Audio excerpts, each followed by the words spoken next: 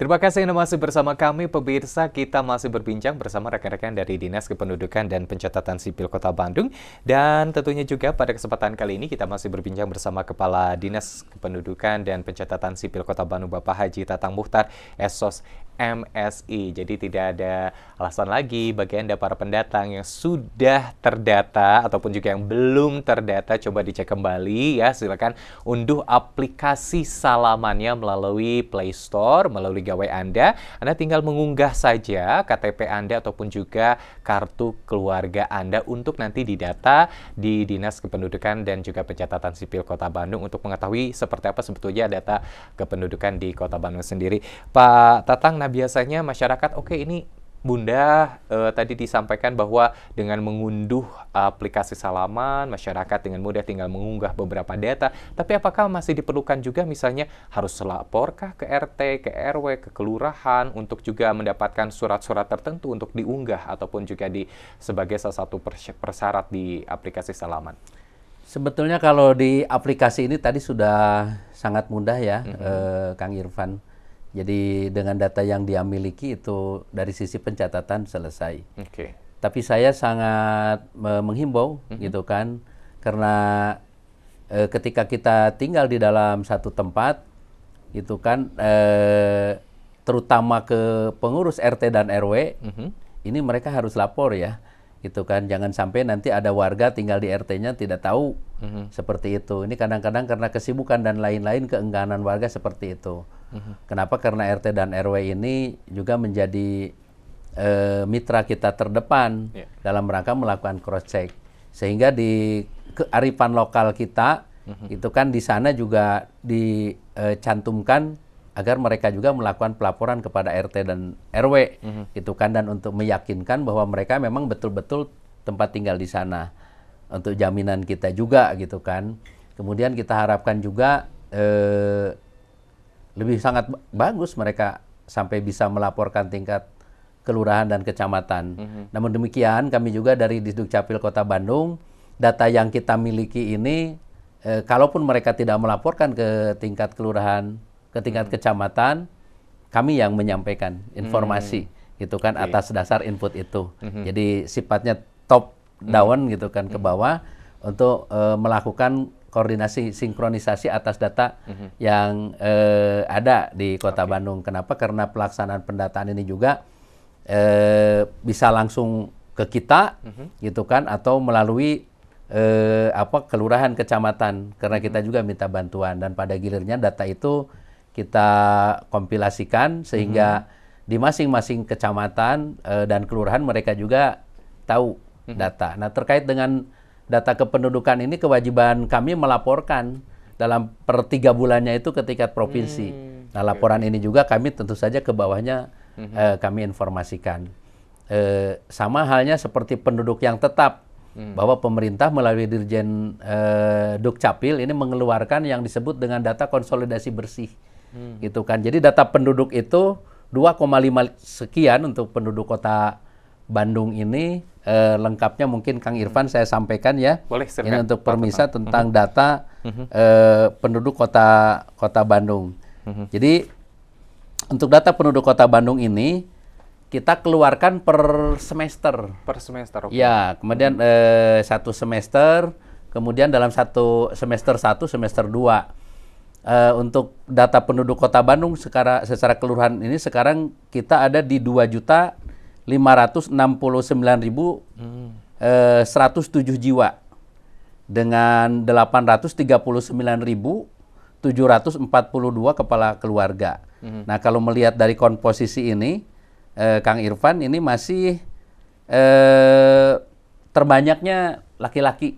Jadi laki-laki ini masih di 50,11%. Kemudian yang perempuan di 49,89%, di mana angka kepadatan penduduk yang paling banyak ini di Kecamatan Babakan Ciparai, itu ratingnya tertinggi, kemudian di Bandung Kulon, dan ketiga ada di Kiara Condong. Nah, data-data kependudukan ini kita rilis melalui surat edaran wali kota. Untuk apa? Untuk bisa digunakan seluruh instansi yang ada khususnya di Kota Bandung, termasuk pemerintahan, untuk perencanaan pembangunan, gitu kan, untuk terkait dengan urusan politik. Makanya kami dengan KPU sendiri terkait dengan pencocokan data pemilih gitu kan, validasi ini kita lakukan. Bukan hanya dengan KPU karena kita di saat pemilu, juga kita dengan dinas instansi yang lain.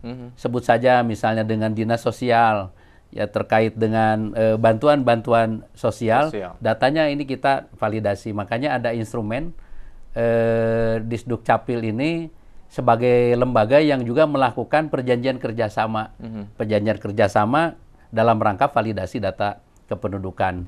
Nah, sama halnya dengan penduduk non permanen ini, kewajiban kita per 3 bulan ini melaporkan ke provinsi. Itu kan ke provinsi, nanti provinsi per 6 bulan dia melaporkan ke Kementerian Dalam Negeri secara berjenjang. Untuk apa? Yaitu tadi dalam rangka tertib admin Dukcapil. Tertib administrasi. Apalagi sekarang menghadapi, kalau kemarin pemilu sudah selesai, pilkada nanti juga akan dihadapi juga. Ini sangat penting juga ya Pak ya. Terutama juga bagi penduduk non permanen ketika ingin memilih misalnya di Kota Bandung, seperti itu juga sangat penting. Karena kemarin cukup banyak kendala ya Pak ya seperti itu. Sangat penting. Nah, sekarang kan Mas Irfan, PR kita luar biasa ya. Nanti di November kita akan insya Allah melakukan pemilu kada. Betul. Bahwa salah satu syarat untuk terkait pemilih ini mereka yang berusia 17 tahun. Artinya bahwa data mereka itu harus kita pastikan mereka itu valid. Makanya kami kemarin melakukan kegiatan sosialisasi dan kerjasama dengan sekolah-sekolah, terutama SLTA dan SMK. Untuk apa? Bagi mereka yang sudah wajib KTP untuk segera melakukan perekaman. Dan untuk mempermudah gitu kan, kita membuat kebijakan sesuai dengan arahan dari pusat, bisa perekamannya lebih awal. Lebih awal. Dan insya Allah nanti kami akan bergerak, mungkin nanti akan diinformasikan ke masyarakat, nanti kami mulainya kapan, bagi wargi Bandung ini khususnya yang belum melakukan perekaman, walaupun dia belum berusia 17 tahun. Ini rencananya pemilu kada ini tanggal 20 November ya. Nah, betul ya Pak Arif, 27 November.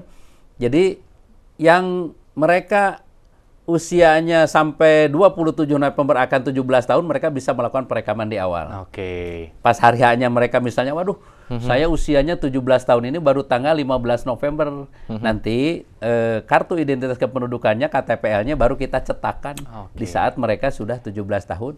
Tetapi perekamannya di awal. Ini dalam rangka mempercepat pendataan penduduk. Jangan sampai nanti mereka yang sudah 17 tahun ingin punya identitas, pas di tanggal 27 kebayang sekota Bandung, Mas Irfan. Ataupun juga karena abai, mungkin penduduk non permanen juga sama ya Pak, misalnya abai tidak melakukan pendataan, akhirnya juga tidak mempunyai hak pilih ketika pada hari haknya seperti itu. Ya, yang penduduk non permanen nanti ada prosedurnya mereka, apakah mereka akan memilih di di tempat tinggalnya atau akan memilih di Kota Bandung. Nanti ada formulir isian tertentu ya dari KPU terkait dengan kepindahan pemilihan, dan itu juga ada masa-masanya, sehingga mungkin informasi ini juga harus diakses oleh masyarakat. Jangan sampai mereka pada waktunya nanti tidak bisa melakukan pemilihan gitu kan.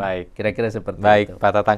Dan juga nanti kita lanjutkan kembali ini pemirsa, sebetulnya apa kendala terutama bagi Dinas Kependudukan dan juga Pencatatan Sipil ketika melakukan kegiatan himbauan simpatik ini, terutama bagi para pendatang. Apakah masih banyakkah yang membandel? Nanti kita lanjutkan perbincangan kita. Tetaplah bersama kami dalam program Dialog Khusus iNews Jabar.